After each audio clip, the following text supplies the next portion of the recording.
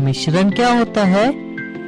एक या एक से अधिक शुद्ध तत्वों और यौगिकों को किसी भी अनुपात में मिलाने से बनने वाले पदार्थ को मिश्रण कहते हैं। जैसे कि लौह चूर्ण और सल्फर पाउडर का मिश्रण। हाँ, जैसे चीनी और नमक का मिश्रण। हाँ, बिल्कुल ठीक। अवयवों की प्रकृति के आधार पर मिश्रणों को 3 भागों में विभाजित किया गया है: विलयन, निलंबन और कोलाइडी। विलयन, निलंबन, कोलाइडी, थोड़ा डिटेल में समझाइए ना। ये तीनों ही मिश्रण के प्रकार हैं। आइए अब आप प्रयोग करें। एक बीकर लें, इसमें लगभग 50 मिलीलीटर जल लें, उसमें 1 चम्मच कॉपर सल्फेट का चूर्ण डालें, इसे ए मार्क कर दें। एक अन्य बीकर बी लें, उसमें भी 50 मिलीलीटर जल लें, लेकिन उसमें 2 चम्मच कॉपर सल्फेट का चूर्ण डालें। अब एक चाइना डिश में 1 चम्मच कॉपर सल्फेट और 1 चम्मच पोटेशियम परमैंगनेट को मिलाएं और इसे सी अंकित करें। एक अन्य चाइना डिश में 1 चम्मच कॉपर सल्फेट और 2 चम्मच पोटेशियम परमैंगनेट का मिश्रण लें और उस पर डी अंकित करें। अब बीकर ए और बीकर बी को ध्यान से देखिए। बीकर ए में एक पारदर्शी द्रव्य है जिसका रंग हर तरफ समान है।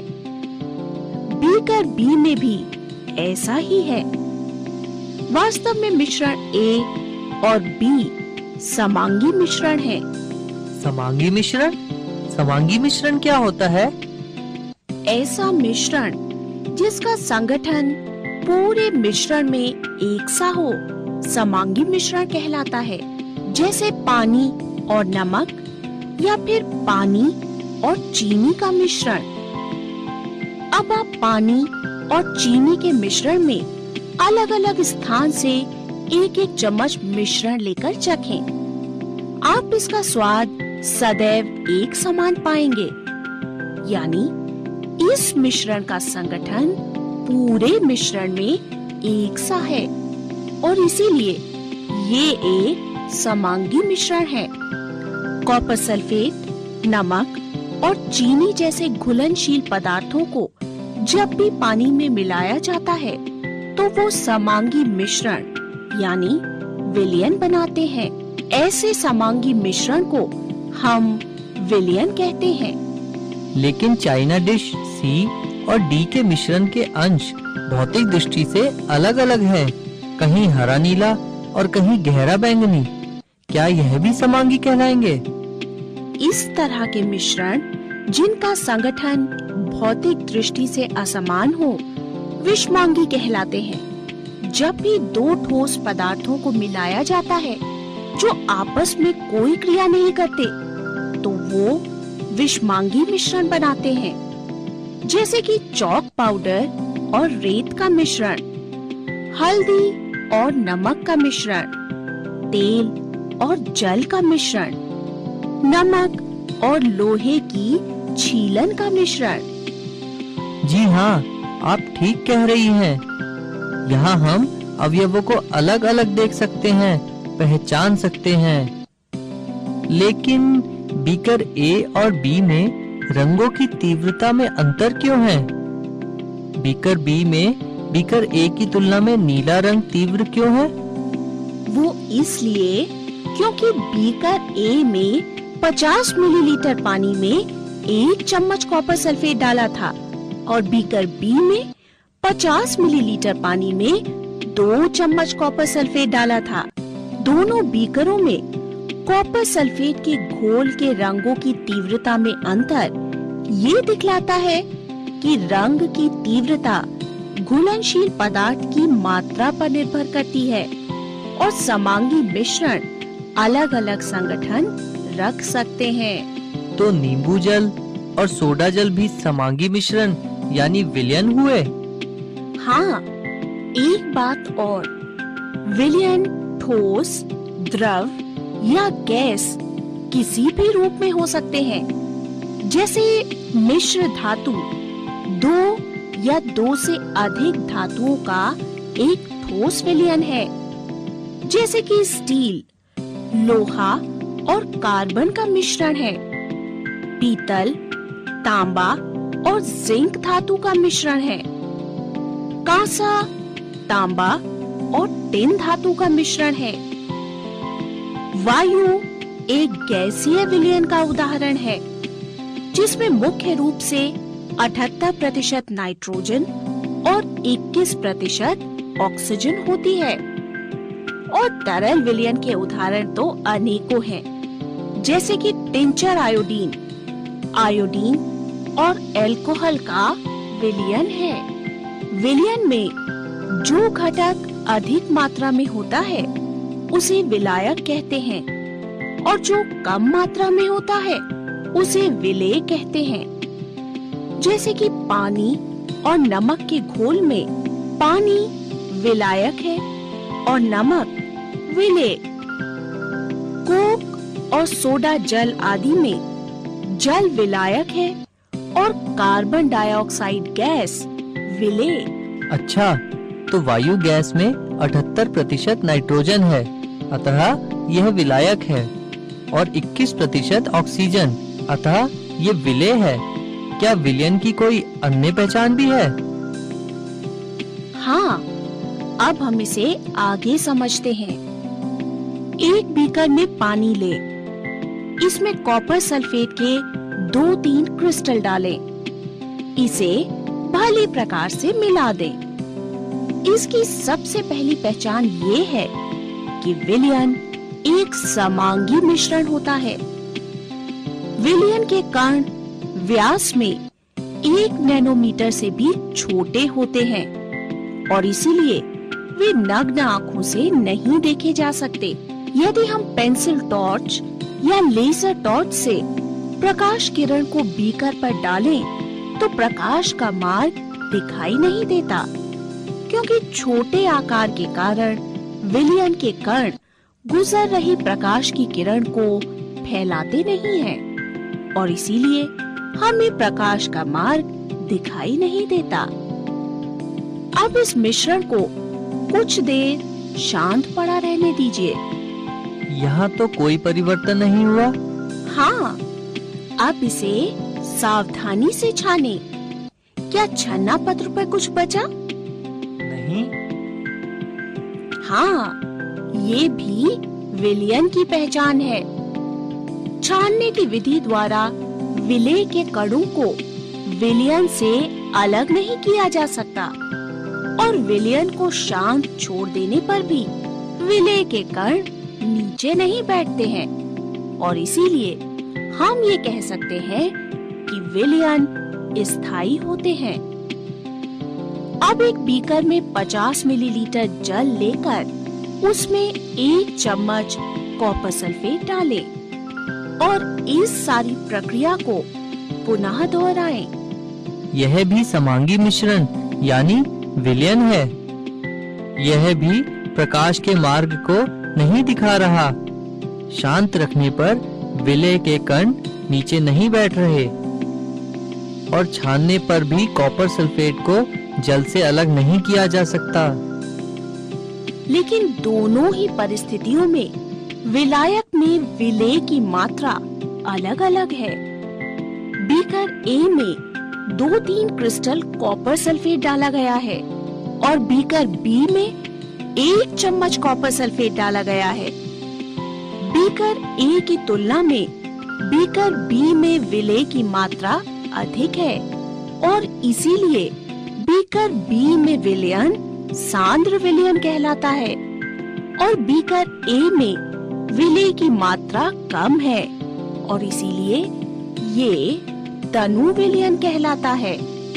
अब एक अन्य बीकर ले और उसमें चौक का चूर्ण ले। अब इसमें जल मिलाएं और उसे छड़ से हिलाएं। यह तो पानी में कॉपर सल्फेट की भांति नहीं घुल रहा है, बल्कि यहाँ तो चॉक के कण घूमते हुए दिखाई दे रहे हैं। हाँ, क्योंकि ये विषमांगी मिश्रण है।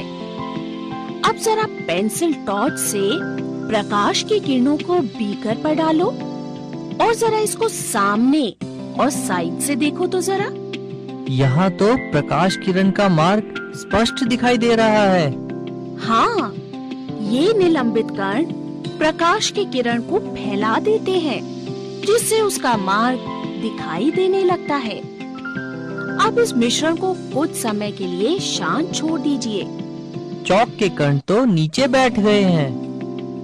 हाँ, क्योंकि पानी में चॉक के कण निलंबित हैं, इसीलिए इस मिश्रण को निलंबन यानी सस्पेंशन कहा जाता है।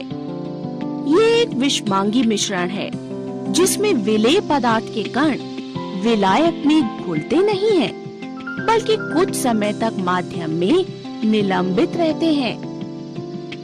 निलंबन के गुण। ये एक विषमांगी मिश्रण है। ये कण आँखों से देखे जा सकते हैं। ये निलंबित कण प्रकाश की किरण को फैला देते हैं, जिससे उसका मार्ग दृष्टिगोचर हो जाता है। जब इसे शांत छोड़ देते हैं, तब ये कण नीचे की ओर बैठ जाते हैं, अर्थात निलंबन अस्थायी होता है। छानन विधि द्वारा इन कणों को मिश्रण से पृथक किया जा सकता है। अब एक और क्रिया करें। पानी में दूध की 2 बूंदें डालें और इसे अच्छी तरह मिलाएं और इस पर पेंसिल टॉर्च या लेजर टॉर्च से प्रकाश की किरण डालें। यहाँ भी प्रकाश किरण का मार्ग स्पष्ट दिखाई दे रहा है।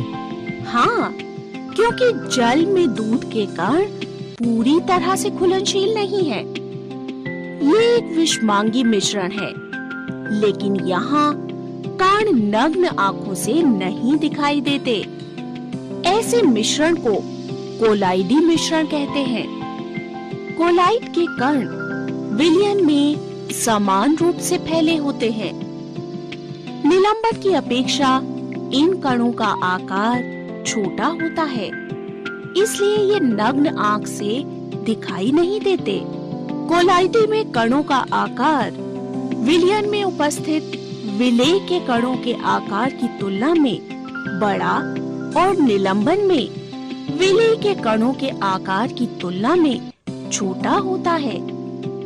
इसीलिए कोलाइडी समांगी प्रतीत होता है, लेकिन वास्तव में ये विषमांगी होता है। लेकिन कोलाइड के कण प्रकाश की किरण को आसानी से फैला देते हैं। कोलाइड कणों द्वारा इस प्रकार प्रकाश की किरण को फैलाना टिंडल प्रभाव यानी टिंडल इफेक्ट कहलाता है, क्योंकि इनकी खोज टिंडल नामक वैज्ञानिक ने की थी। अगर हम इस मिश्रण को थोड़ी देर के लिए शांत छोड़ दें, तो क्या कोलाइड के कण भी निलंबन कणों की भांति नीचे बैठ जाएंगे?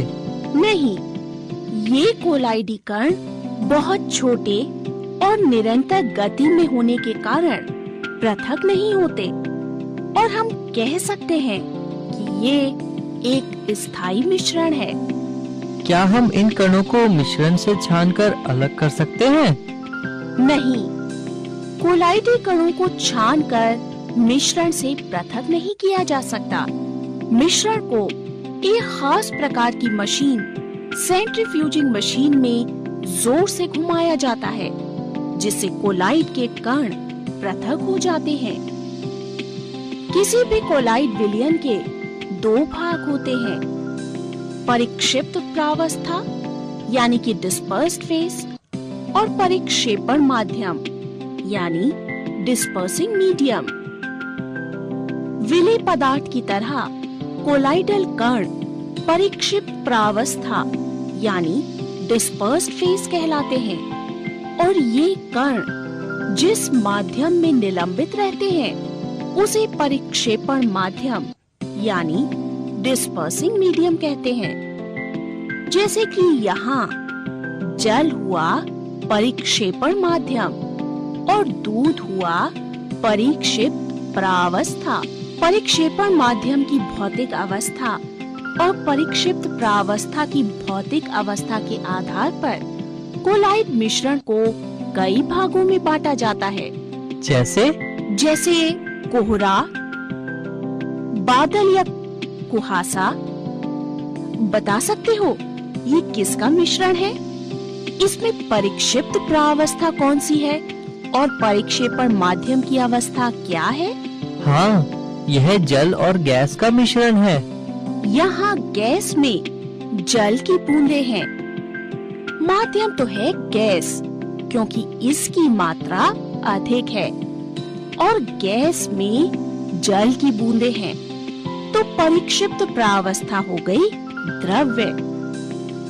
ऐसा कोलाइडी मिश्रण जिसमें गैस में द्रव्य की बूंदें हो, एरोसोल कहा जाता है। इसी प्रकार धुएं में भी गैस परिक्षेपण माध्यम है। परिक्षिप्त प्रावस्था यानी कोलाइड के कण ठोस है, इसलिए इन्हें भी एरोसोल कहा जाता है। शेविंग क्रीम से बना झाग या लेदर क्या होता है? द्रव और गैस का मिश्रण। हाँ, शेविंग क्रीम में द्रव तो परिक्षेपण माध्यम के रूप में है और गैस परिक्षिप्त प्रावस्था के रूप में, इसीलिए इसे फोम कहते हैं। दूध और फेस क्रीम में परिक्षेपण माध्यम और परिक्षिप्त प्रावस्था दोनों ही द्रव्य रूप में है, इसे इमल्शन कहते हैं। कीचड़ और मैग्नीशियम मिल्क में द्रव्य के अंदर ठोस के कण परिक्षिप्त प्रावस्था के रूप में होते हैं, इसलिए इसे सोल कहते हैं। रबड़, स्पंज और फोम में परिक्षेपण माध्यम तो ठोस है और परिक्षिप्त प्रावस्था गैस, इसलिए इस कोलाइड मिश्रण को फोम कहते हैं। जेली, पनीर और मक्खन में परिक्षेपण माध्यम और परिक्षिप्त प्रावस्था की क्या अवस्था है? मक्खन और जेली में परिक्षेपण माध्यम तो ठोस है और परिक्षिप्त अवस्था द्रव। इस कोलाइड मिश्रण को जेल कहते हैं। रत्न, रंगीन पत्थर और दूधिया कांच में परिक्षेपण माध्यम ठोस है और उसमें परिक्षिप्त प्रावस्था भी ठोस रूप में है, और ऐसे मिश्रण को ठोस सोल कहते हैं।